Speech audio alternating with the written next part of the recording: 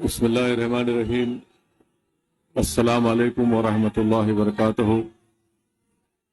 शाही नशीन पर तशरीफ फरमा वज़ीर आला तेलंगाना मोहतरम जनाब रेवंत रेड्डी साहब, एडवाइज़र अक़लियती बहबूद बैकवर्ड क्लास और दलित जनाब मोहतरम मोहम्मद अली शबीर साहब, नौ मुंतखब शुदा रुकने पार्लिमान जनाब यादव साहब, मेरे तमाम मजलिस इत्तेहादुल मुस्लिमीन के अराकीन असम्बली व रुकन क़ानून साज कौंसिल और तमाम दीगर सियासी पार्टियों के ज़िम्मेदारान, मैं सबसे पहले अपनी जानिब से और हैदराबाद की पार्लियामेंट की अवाम की जानिब से जनाब रेवंत रेड्डी साहब का, वज़ीर आला का, हैदराबाद के इस क़ल्ब में, हैदराबाद के इस दिल में हम आपका खैर मुक़द्दम करते हैं, आपका वेलकम करते हैं।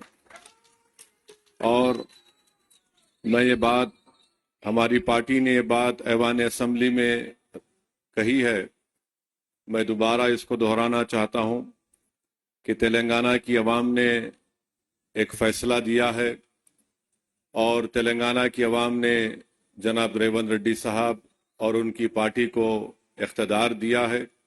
हम उसका एहतराम करते हैं और हम उम्मीद करते हैं कि वो अच्छी तरीक़े से जो अवाम को वादे किए उसको पूरा करेंगे। मुझे यकीन है कि उन वादों को पूरा करेंगे। और मैं मोहतरम वज़ीर आला को ये बात बताना चाहता हूँ कि आपके पास 5 साल का मैंडेट है, आप इत्मीनान से, आराम से अपना काम करिए और हम भी अपनी तरफ से आपको पूरा ताउन देंगे ताकि तेलंगाना और मजबूत एक रियासत बन सके। हमारी ये कोशिश होगी कि तेलंगाना में जो अमन बरकरार है पिछले 10 साल से, इंशाअल्लाह ताला उस अमन को हमको और मजबूत करना है। और एक बात याद हम सबको रखना है कि जितना अमन मजबूत होगा उतनी ऊंचाइयों पर तेलंगाना को आप और हम और रेवंत रेड्डी साहब लेकर जा सकते हैं। चौथी बात मैं ये कहना चाहूँगा कि हमको ना सिर्फ अपने वतन अजीज़ को बल्कि हमारी रियासत को फिस्ताई ताकतों से बचाना है। फ़िरक़ा परस्ती और ये नफ़रत का जो माहौल पूरे मुल्क में आज है, उस नफ़रत के माहौल को हमको रोकना है।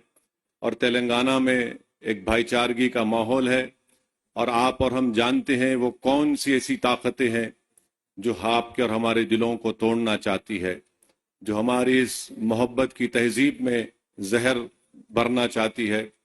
तो हमको और आपको कोशिश करनी चाहिए कि जो नफ़रत आमेज़ बातें हैं, जो लोग दिलों को तोड़ने की बात करते हैं, जो लोग घरों को तोड़ने की बात करते हैं, आपको और हमको मिलकर ऐसी ताकतों को कमज़ोर करने की ज़रूरत है।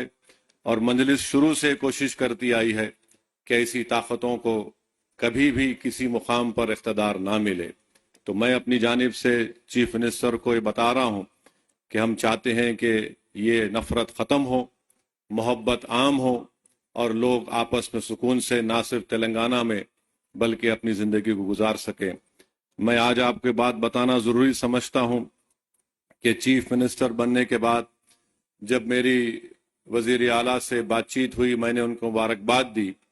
उसके बाद मैंने उनसे कहा कि पुराने शहर में हल्क़े असम्बली याकूतपुरा में 3 रोड वाइडनिंग करवाना है और बहादुरपुरा असम्बली हल्क़े में इंजन बोली में बस डिपो से लेकर वट्टेपल्ली की मंदिर तक, याकूतपुरा में शेख फैज़ कमान से डबिलपुरा ब्रिज, और दूसरा नागाबोली की रोड, और तीसरा याकूतपुरा बड़ा बाजार से मदरसा रहमानिया भवानी नगर की रोड। तो मैं सीएम ने मुझसे पूछा कि कितनी रकम की आपको ज़रूरत है। मैंने कहा ये 4 काम करने के लिए बहुत ज़्यादा रकम है की ज़रूरत है। अगर आप कम से कम 120 करोड़ रुपये दे देंगे तो ये काम शुरू हो जाएगा। तो मुझे 2 दिन के बाद सीएम ने फ़ोन करके बताया कि मैंने 200 करोड़ रुपये का जियो जारी किया, सर साहब आप ये रोड वाइडनिंग का काम करवाइए। तो मैं चीफ मिनिस्टर साहब का शुक्रिया अदा करता हूँ। फिर जब ये प्रोग्राम बन रहा था आज का इफ्तिताह करने का, تو میں نے چیف منسٹر سے کہا کہ میرالم کے پاس ایک STP ٹینک کا بھی انوگریشن کرنا ہے. تو میں نے ان سے گزارش کی کہ وہاں پر میرالم ٹینک کے اوپر ایک برج کی بہت ضرورت ہے.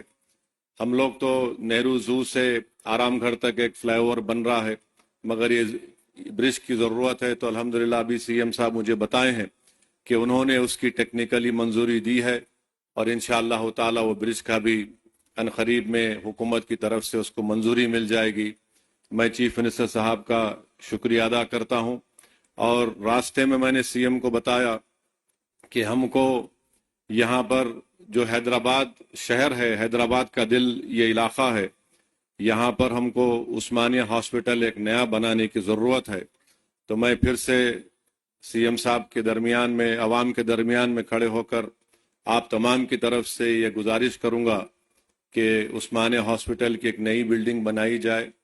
اور جو جیل ہمارے پاس ہے، چنچرگوڑا کی جیل، وہ اب شہر میں آ چکی ہے. اگر حکومت اس کو شہر کے باہر کسی جگہ پر منتقل کرے اور اس جیل چنچرگوڑا کی زمین کو وہاں پر KG سے PG کیمپس ایک بنائیں گے تو اہلیان حیدرآباد کے پارلیمانی حلقے کے لوگوں کو ایک بہت بڑا اس سے فائدہ ہوگا. اور ہمارے اس پیٹلا برج پر ایک سٹی آرم ریزرو ہے، اس کو بھی شہر حیدرآباد سے باہر اگر لے کے جائیں گے تو زمین کو بھی آپ استعمال کر سکتے ہیں. تو یہ میں امید کرتا ہوں کہ چیف منسٹر اس پر غور کریں گے. اور آخر میں چیف منسٹر صاحب، آپ نے DSC کا اعلان کیا، میں آپ کا شکریہ ادا کرتا ہوں. اردو میڈیم کے پوسٹ کو اگر آپ ڈی ریزرو کریں گے تو اس سے جو بچے اس ڈی ریزرو اگر نہیں کریں گے تو کئی پوسٹ خالی جائیں گے. جو کانسٹیٹیوشنل پروویژن ہے اس میں ریزرویشن کرنا پڑتا ہے. حکومت کے پاس ایک اختیار ہے کہ اس کو ڈی ریزرو کرے تو جو دوسرے بچوں کو بھی اردو میڈیم پوسٹ کا فائدہ ہوگا. اور آج چیف منسٹر حلقہ اسمبلی کاروان میں 20 کروڑ کی لاگت سے ایک ٹیمرس کے اسکول کی بلڈنگ کا بھی افتتاح کیے. میں اس کا بھی شکریہ ادا کرتا ہوں. اور ہم وزیر اعلیٰ سے امید کرتے ہیں کہ آپ ان تمام کاموں کی طرف آپ نظر ثانی کریں گے. اور مجلس اتحاد المسلمین کی جانب سے میں وعدہ کر رہا ہوں کہ چیف منسٹر کا جو ایک ڈریم پروجیکٹ ہے موسی ڈیولپمنٹ کا، آپ اس میں جہاں کہیں بھی آپ کو ہماری پارٹی کی ضرورت پڑے گی، ہم بھی چاہتے ہیں کہ موسی ڈیولپمنٹ کا پورا کام آپ کے ٹینیور میں مکمل ہو، تاکہ یہاں کی عوام کو ایک بہت بڑا اس سے فائدہ ہوگا، اکنامک پروگریس ہوگا، یہاں پر خوشحالی آئیں گی، پراسپیرٹی آئیں گی. اور ابھی ہم کو NVS ریڈی صاحب CM کے سامنے بتائے کہ نہ صرف یہاں پر میٹرو کا اسٹیشن بنے گا، بلکہ چندرائن گٹا سے جو ناگول سے ایئرپورٹ کی لائن آئے گی، وہ انشاءاللہ یہاں سے چندرائن گٹا سے مائلاردوپلی اور پھر مائلاردوپلی سے ایئرپورٹ. تو مجھے یقین ہے کہ جب کام مکمل ہو جائیں گے تو اس سے اس علاقے کے یہاں پر رہنے والے نوجوانوں کو ایک بہت بڑا فائدہ ہوگا. اور چیف منسٹر کی اطلاع کے لیے بتا رہا ہوں، نالج کے لیے، کہ حیدرآباد کے پارلیمنٹ کے حلقے سے 10 سے 15 ہزار بچے روز ہائی ٹیک سٹی کو جاتے اور رات میں آتے. اس میں ہماری بیٹیاں بھی ہیں، نوجوان بچے بھی ہیں. تو میں CM کا، جناب ریونت ریڈی صاحب کا دل کی گہرائیوں سے آپ کا ویلکم کرتا ہوں. اور مجھے یقین ہے کہ انشاءاللہ تعالی 2028 سے پہلے آپ آ کر آپ اور ہم اس ٹرین میں بیٹھ کے آئیں گے انشاءاللہ تعالی، جبلی بس سٹینڈ سے لے کر یہاں تک انشاءاللہ. کیونکہ ایئرپورٹ کا کام تو لمبا ہے، اور مجھے یقین ہے کہ وہ کام بھی پروگریس ہوگا. میں جانتا ہوں ریونت ریڈی بڑے ضدی آدمی ہے، اور ان کی ضد ان کو یہاں تک لے کر آئی. اور ہم بھی، ہماری پارٹی کے لوگ بھی سر پھرے ہیں، مگر عوام نے ایک فیصلہ دیا ہے. عوام نے ایک فیصلہ دیا ہے، ہم اس فیصلے کا احترام کرتے ہیں. اور ریونت ریڈی صاحب، آپ پورے آرام سے 5 سال کام کریے.